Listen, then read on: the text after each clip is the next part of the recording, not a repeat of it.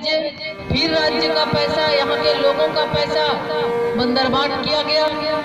और अभी 4-5 राज्य में हो रहा है। तब अब देखिए, अभी फूड समिट, किसानों के लिए कि फूड समिट किया गया, इसमें भी करोड़ों करोड़ रुपया का घोटाला, करोड़ों करोड़ रुपया लेकर दूसरे राज्य को भेजने का काम ये सरकार की।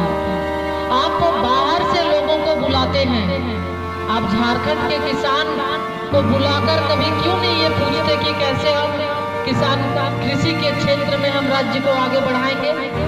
आप विदेश की बात आप करते हैं, हमारे राज्य में भी एक से एक किसान है। अगर आप उन्हें मदद करें तो वो किसान भी बहुत अच्छे तरीके से, बहुत अच्छे ढंग से आपको ये बताएंगे कि खेती कैसे किया जाता है। आज हमारे किसान आत्महत्या को मजबूर हो रहे हैं। आज किसानों के खेत में पानी नहीं है। आज इस बार फसल नहीं हुआ, पानी नहीं होने, बारिश नहीं होने की वजह से पूरा सूखा है। सरकार का ध्यान इस ओर नहीं है। जो किसान लोन लिए हैं, अब 10 दिन बाद से उसके घर में बैंक पहुंचना, बैंक के आदमी पहुंचना शुरू कर देंगे कि जो लोन लिए वो वापस कीजिए। सरकार का ध्यान उस ओर नहीं है कि कैसे हम गरीब किसान को बचाएंगे। किसान के पास जो भी पूंजी था वो खेती में लगा दिए और आज नतीजा सुखाड़ हुआ तो उनका सारा का सारा खत्म हो गया। तो ये सरकार राज्य के जो गरीब लोग हैं उनके बारे में नहीं सोचती। ये सरकार किस तरह से किसानों को सुविधा दिया जाए ये नहीं सोचती। आप देखें कि किस तरह से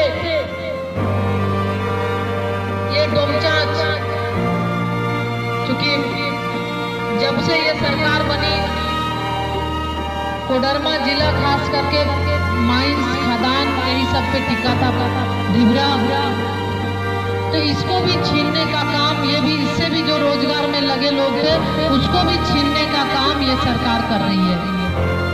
लगभग यहाँ बंद हो गया। ये नए फैक्ट्री खोलने की बात कर रही थी ये सरकार कि नई फैक्ट्रियाँ खुलेंगे। यहाँ के जो हमारे बेरोजगार हैं, नवयुवक हैं, हम उनको यहाँ रोजगार देंगे ताकि दूसरे प्रदेश में जाकर उन्हें धक्का खाना ना पड़े, दूसरे प्रदेश में जाकर उन्हें जलील ना होना पड़े।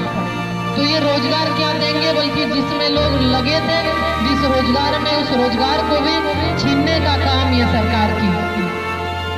आज शिक्षा की बात हम करते हैं कि हर लोग शिक्षित हों। सभी सरकार चिंतित दिखती है कि शिक्षा कैसे हमारे देश का, हमारे राज्य का शिक्षा का स्तर बढ़ेगा। क्योंकि जो प्रदेश शिक्षित नहीं होगा वहाँ बहुत उतना ज़्यादा आप नहीं देखेंगे कि डेवलपमेंट वहाँ हो रहा है। शिक्षा के साथ ही हम विकास को आगे बढ़ा सकते हैं। आज पारा शिक्षक जो बेचारे 15-16 साल से हमारे गांव, हमारे घर, हमारे समाज के भाई हैं, 15-16 साल से वो अपनी सेवा दे रहे हैं। आज ये सरकार लाठी और गोली के साथ इस सरकार बात कर रही है। 15 तारीख को जिस तरह से उनको अपमानित किया गया, ये बिल्कुल कोई चुनी हुई सरकार और कोई लोकप्रिय सरकार का ये काम नहीं है। ये हिटलरशाही की सरकार है। ये राजतंत्र अपनाना चाहती है कि हम जैसे राजशाही था उसी तरह ये सरकार चाहती है कि हम उसी तरह ये करें। लोकतंत्र में हर किसी को बोलने का अधिकार है। हम इस देश के नागरिक हैं, हम स्वतंत्र हैं कि हम अपनी बात को रख सकते हैं। और पारा शिक्षक लगातार आंदोलनरत रहे, वो अपनी बात को रखने का कोशिश किए। उनकी क्या समस्या थी, वो उनका गुनाह यही था कि वो मानदेय मांग रहे थे, वो अपना हक मांग रहे थे। ये सरकार को बहुत बुरा लगा और वो लाठी चलवाया। प्रेस जो चौथा स्तंभ है, प्रेस के भाइयों को भी नहीं छोड़ा, उनके साथ भी लाठी चलाने का काम ये सरकार की। रसोइया संघ जो महिलाएं खाना बनाती है उनको भी ये सरकार प्रताड़ित की। आज आप देखेंगे तो पारा शिक्षक हड़ताल पे, रसोइया संघ हड़ताल पे, मुखिया हड़ताल पे, मनरेगा कर्मी हड़ताल पे, राजस्व कर्मी हड़ताल पे, जो जानकारी मिल रही है BSNL के कर्मी हड़ताल पे, पूरा का पूरा तंत्र जिसके माध्यम से आप विकास की बात करते हैं, जिसके माध्यम से राज्य में आप काम काज करवाएंगे, सभी के सभी लोग हड़ताल पे। आखिर कौन सी क्या बात है? आखिर इतनी असंतुष्टि किस बात को लेके? तो ये सरकार को सोचना चाहिए। और ये सरकार अगर गरीबों के हित में होती, राज्य के हित में होती, राज्य के जनता के हित में होती, तो निश्चित रूप से ये सरकार सोचती, इस पर विचार करती कि आखिर मेरा कौन सा ऐसा काम है जिसके वजह से सारे लोग हड़ताल पे जा रहे हैं। तो ये सरकार सत्ता के नशे में चूर है। ये सरकार अमीरों की सरकार है, पूंजीपतियों की सरकार है, और ये चाहती है कि पूंजीपति खुश रहे, उसके अलावे और किसी से हमको कोई मतलब नहीं है। तो साथियों, आने वाले दिन में चूंकि बहुत हो गया इसका जुमलेबाजी, अभी फिर मंदिर के नाम पे आपस में भाइयों को लड़ाने का काम, आपस में सामाजिक समरसता बिगाड़ने का काम भाजपा के द्वारा, आरएसएस के द्वारा किया जा रहा है। हम हिंदू हैं, इसका सर्टिफिकेट भाजपा के लोग देंगे, तब हमें पता चलेगा कि हम हिंदू हैं। तो ये हिंदू और मुसलमान कब्रिस्तान और श्मशान के नाम पर विकास को रोकना चाहती है। जो विकास, जो काम ये नहीं किया,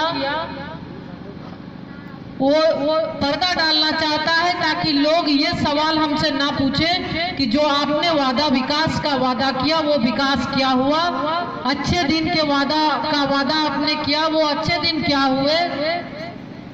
आपने 15-15 लाख रुपया देने का बात किया, वो 15 लाख क्या हुए? महंगाई दूर करने का बात आपने किया, महंगाई की क्या स्थिति है?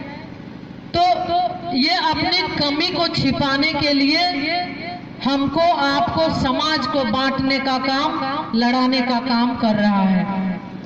हम आपसे यही कहना चाहेंगे, क्योंकि सभी युवा, सभी जुझारू साथी हैं, आने वाले दिन में जो सरकार युवाओं का नहीं सुनती, जो सरकार ग्रामीणों का नहीं सुनती, किसानों का नहीं सुनती, मजदूरों का नहीं सुनती, जो चुने हुए प्रतिनिधि मुखिया हैं उसकी बात नहीं सुनती, निश्चित रूप से उस सरकार को राज्य में शासन करने का कोई हक, कोई अधिकार नहीं है। इसलिए हम यही आग्रह करेंगे कि अब आप सभी साथी से कि हर एक जगह गांव-गांव जाकर अपने भाइयों को, हम हिंदुस्तान में रहने वाले लोग सब एकजुटता के साथ रहते हैं, ना धर्म और का, जाति का विभेद है, ना ऊंच नीच का विभेद, बल्कि राष्ट्रीय जनता दल में हम लोग हैं। निश्चित रूप से राष्ट्रीय जनता दल सबको लेकर, साथ मिलाकर चलने वाली पार्टी है। ना कोई जाति, ना कोई धर्म, ना समाज, ना संप्रदाय। हम गरीबों की आवाज को हमेशा उठाते रहे हैं, और गरीबों के लिए हमेशा अपने आप को, उनके लिए हम उनके साथ रख के जो भी समस्या है, उस समस्या को बखूबी मजबूती के साथ, चाहे वो जिला, प्रखंड स्तर पर हो, जिला स्तर पर हो, या प्रदेश और देश स्तर पर हो, हम